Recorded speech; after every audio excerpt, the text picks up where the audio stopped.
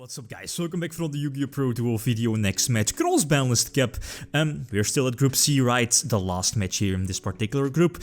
Well, the deck that wins this one will move on. Well, depends on the, the rating, the scores, but eventually we'll move on to top 16 playoffs, right? First list we have Plant Links, well, even though it's not running too many plants, it's, just featuring extra Link Firewall, Dragon, Summon Sorceress as well, Dandelion, all of those banned stuff cards. Basically, good Links deck. Versus Kin-Tele-Undead, Zombie-Tele-Undead from the OCG from 2008. So which deck has the advantage? Interesting one we see from the votes from the previous video. Again, like always, feel free to leave your winner from the next match. The pinned comment here in the video, link will be in the video description as well, to the straw poll. And again, well, plant links should be pretty obvious, right? As you see in some of the comments here, while, why plant links should have the advantage over something like Kin-Tele-Undead. The reason why, and I'm honest, maybe where Kin-Tele-Undead or Zombie-Tele-Undead might have the advantage over something like plant links, Link Era,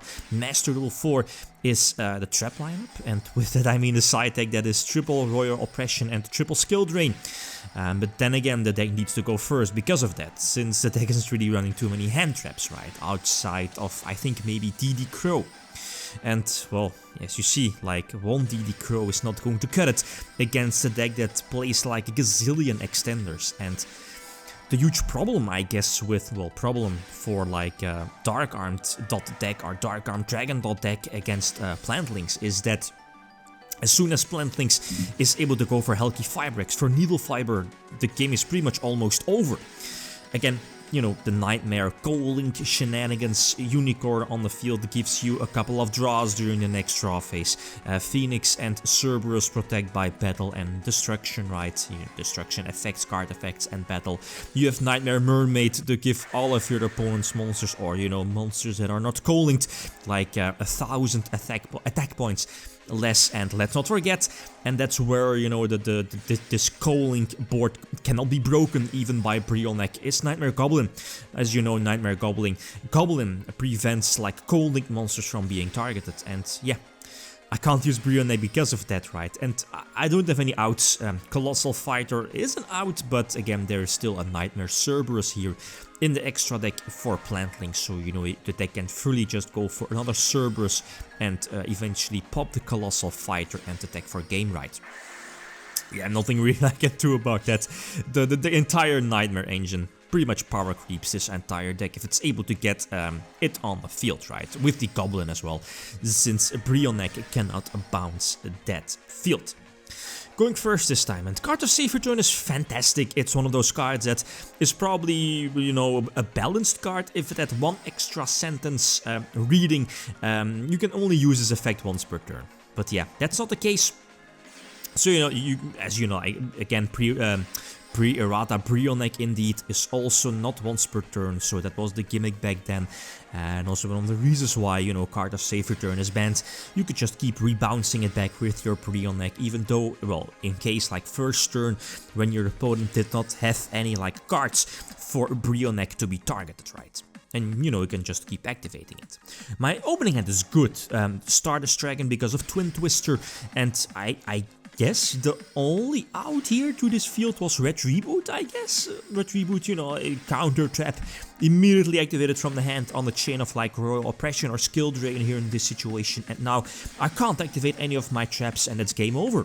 I can't do anything about this. Stardust is not going to cut it. It will eventually, be bounced or whatever. Doesn't matter, right? I mean, the deck can go for Boral Sword as well. There it is, speaking of Boral Sword, Firewall Dragon as well, some Firewall Dragon shenanigans, and of course Ibli, not to forget, eventually, thanks to Goblin being able to normal summon, the extra normal summon to the field, to reborn like the Phoenix. Well, any Link monster that points towards the Ibli on the field would do it. Unicorn hits the field as well, bouncing back the Stardust Dragon, normal summoning Maxi again must be nice, yeah. I mean, and that's obviously also one of the reasons why Plant Links should have the advantage over Tele-Undead, Zombie-Tele-Undead, hand traps, double Ash Blossom because it was it 2 in the OCG back then, Master Duel 4, and Maxi at 3, right? Okay, so game number 3, it's not looking too great. This hand is okay. Double card of safe return and, you know, like testing out the waters, I guess. Let's see if there's like an Ash Blossom, or at least, well, Maxi mainly. Ash Blossom would have been activated probably on like the Armageddonite, but there was indeed a Maxi, so I have to stop and end on like a weak board.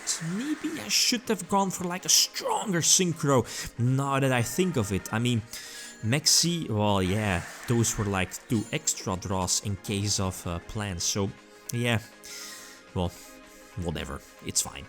But that's the problem. I mean, if Plants is able to normal summon a bigger monster, then I'm in trouble. Definitely in trouble. Mizuki is my strongest monster outside of maybe the Zombie Master, sitting at 1800 attack. Maybe I should have gone for that one instead of a second Mizuki, right? But the thing is that, okay, your opponent is able to use your own Royal Oppression against you. But it comes with like a hefty cost of paying 800 life points. And again, the opponent is sitting at 4,800, I believe, 4,008. So, you know, you can like activate Royal Oppression 5 times. And with double Burial from a different dimension, I can definitely force out some Royal Oppression negations from the opponent here. And then, you know, like, eventually your opponent can't pay for oppression, and then you can go for everything, go all in with their special summon. So okay, a couple of raw oppressions here, but I can refuel double Mizuki, and that's, I believe this was one of the reasons / decks that, but again, feel free to correct me, where Burial from a different dimension was also limited, I believe. Was it limited? I believe so. Because it was so abusable with cards like Mizuki, you know, a Brionek, and so on, right, etc. Eventually, yeah, Maxi is fine, but I should be able to go for game, right? The emergency teleport is sweet. It gets me, well, the Foolish Burial also would have been a Plague Spreader zombie, right? Going for Brionek, and eventually, well, Maxi doesn't really matter too much. I don't see too many head traps potentially nuking or preventing a potential OTK here, maybe EDOpro, but that doesn't really matter as well. You know, you can just pump out the big monster, use, well, yeah, indeed, just use Brionek. Its effect, discard 2 and then just attack, right? I mean, that's game. And Doomkaiser, who remembers this card in a zombie mirror match? Definitely was good back in the old school days, reborning the opponent's zombie monster and eventually, you know, use it for a synchro summon, whatever. But here in this case, reborning an Ash Blossom. Going for Dark Strike Fighter, pre-errata as well. So again, number 4, again, going second this time, and I see EDOpro, and I was like, well, okay, EDOpro is cute, but, I mean, what is it going to do against a deck that main decks like multiple extenders?